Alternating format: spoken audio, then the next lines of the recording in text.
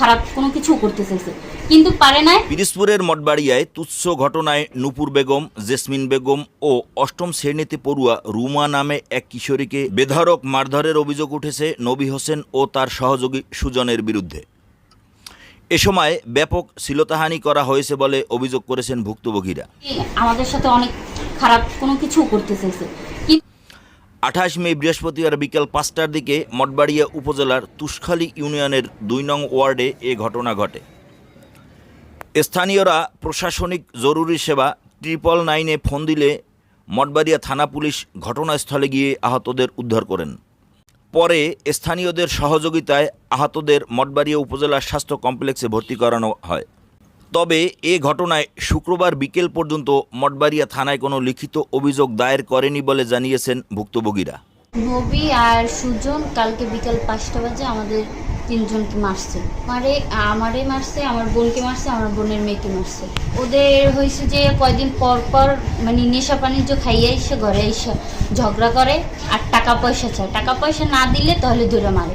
বিকাল 5টা বাজে মানে আমি আমার মেজো খালামুনির বাসায় ছিলাম। তো তারপরে আমি যে ভাই খেতেছিলাম আমার, তারপর আর এক পার্টির সাথে ঝগড়া বাজছিল, তো ওখানে আমি মানে দাঁড়াইছিলাম।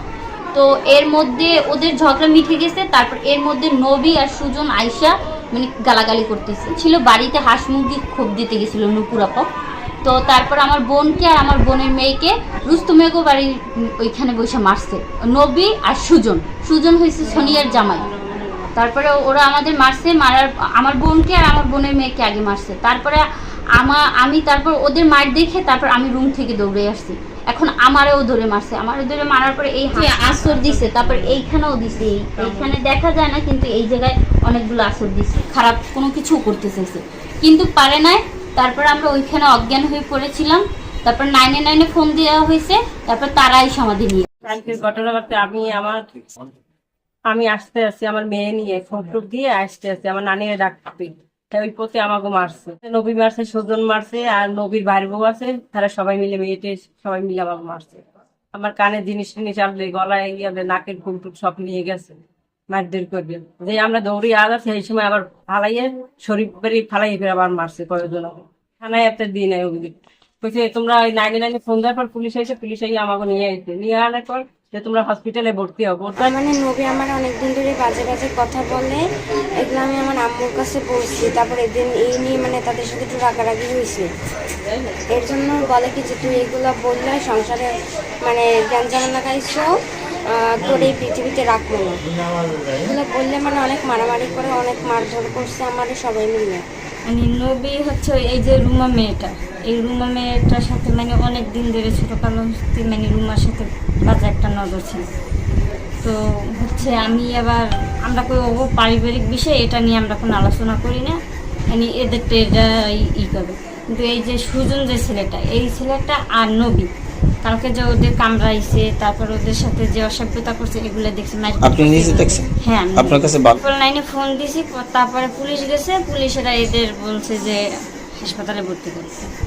সেই হালি মনে আইয়ে কালি বইছে মুই হাগো বাদ বাড়ি দিস আর সজনের গোলাকে বাদ যাও করি সেই গোলাকে বাজছে, সেই বাজছে মন্তর হাইয়ার পর হাইয়া নেব ইয়ার হারা খামরি করছে খুব। ও লড়াইয়া গোবার উঠেছে মাসে সনিয়ার মায় আর সনিয়ার স্বামী নবী হেকার লাগে না। হাইয়ার পরে বাড়িতে যে আওয়াজ আছে এই আর বাড়বো কয় বলে ওই যায় নবীর বাড়বো ওই খাট্টো সেরি যায় ধরো না আর তো বাড়িতে গাপ্পা সার নিয়ে হইতে বলে ফিরেছে নবী। এ ব্যাপারে আহত নূপুর বেগম ও জেসমিন বেগমের মামা অভিযুক্ত নবী হোসেন বলেন, ওরা আমার রক্তের আত্মীয়। সুজনের সাথে ওদের মারামারির ঘটনা ঘটেছে। পারিবারিক পূর্ব বিরোধের জেরে সুজনের সাথে আমাকে জড়িয়ে অভিযোগ করেছে।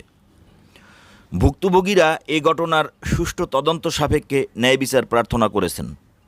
আমি ন্যায্য বিচার চাচ্ছি। তাই দেশ ন্যায্য বিচার চাই আমরা, যারা আমরা শান্তিতে থাকতে পারি।